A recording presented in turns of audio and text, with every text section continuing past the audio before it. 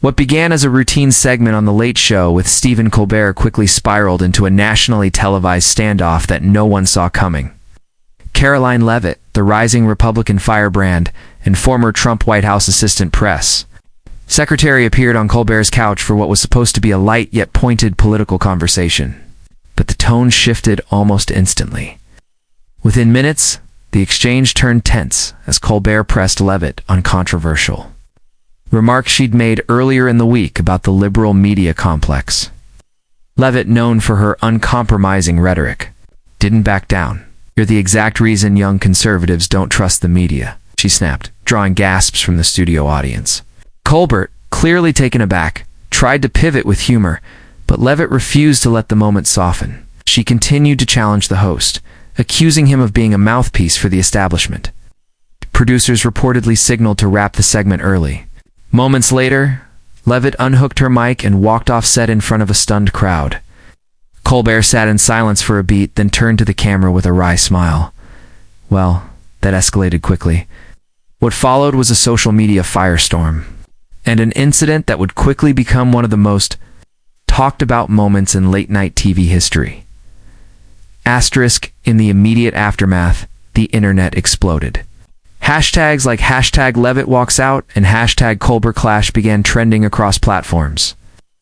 As clips of the confrontation were shared by both left and right-leaning users, each framing the exchange to suit their own narratives, conservative commentators lauded Leavitt's defiance, praising her for standing up to liberal Hollywood hypocrisy, while liberal voices accused her of being unable to handle even modest scrutiny.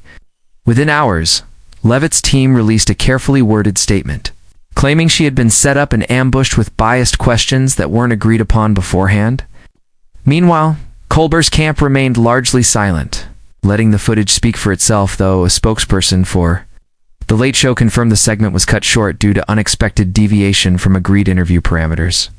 Behind the scenes, network insiders described the moment as one of the most tense interactions in recent show history, staffers reportedly scrambling to maintain control as the situation unraveled live on set. It wasn't just a viral moment, it was a flashpoint in a broader culture war. Both sides were already weaponizing it for their own audiences. Asterisk, as the dust settled, more details began to emerge about what really happened backstage. According to multiple sources close to the production, tensions were already brewing before Leavitt even stepped onto the set. A pre-show meeting between her team and producers reportedly turned tense when Leavitt's representatives objected to certain questions Colbert planned to ask, particularly those concerning her alignment with far-right figures and her controversial social media activity.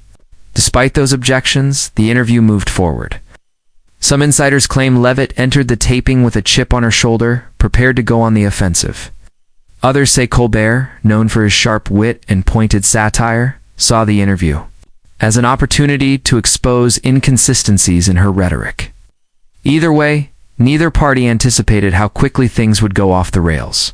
The moment Leavitt accused Colbert of pushing leftist propaganda under the guise of humor, audible murmurs rippled through the audience. Crew members watched in real time as the tone shifted from lively banter to political battlefield. When she stood up and walked off, it wasn't just a dramatic exit, it was a deliberate, calculated move that sent shockwaves through both the entertainment and political worlds. Asterisk, the political fallout was immediate. Leavitt's walk-off became an overnight sensation on right-wing media outlets, which portrayed her as a courageous outsider, challenging a corrupt media elite.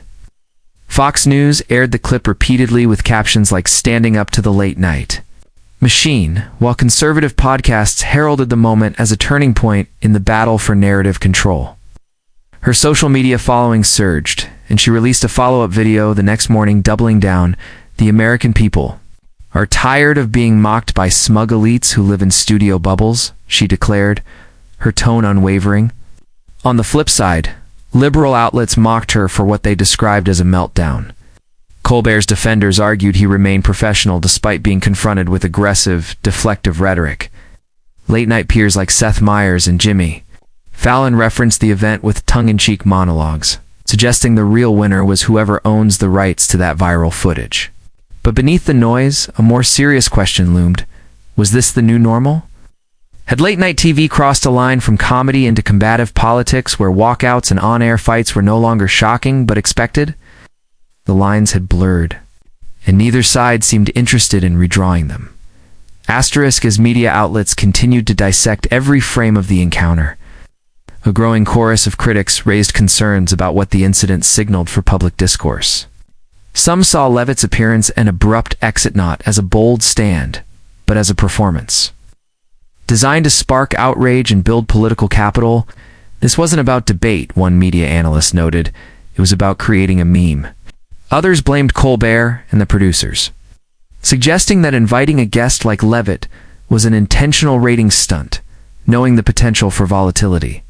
The incident reignited long-standing debates about whether platforms like The Late Show should blend entertainment and serious political interviews or stay in their comedic lane.